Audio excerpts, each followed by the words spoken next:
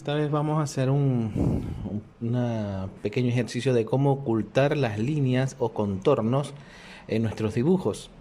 Aquí está un pequeño ejercicio de un corte, ¿verdad? Ejemplo, nosotros queremos ocultar este perfil, un perfil cuadrado, y no queremos que nadie sepa que es un perfil cuadrado que tenemos allí.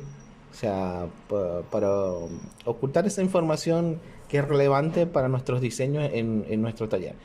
Entonces, señalamos o seleccionamos estas líneas y le damos en este icono que estamos viendo acá, que es unos ojitos con unas flechitas, y le decimos ocultar.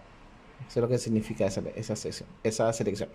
Luego seleccionamos, como era un corte, como le estamos comentando, seleccionamos la zona que está achurada y le decimos que sea aplicar al sólido y luego le decimos que el achurado o la propiedad sea ninguna y se apaga el achurado. Igualmente seleccionamos acá el sólido, le decimos que el rayado del material sea ninguno y aprobamos. Entonces ahí ya tenemos toda la información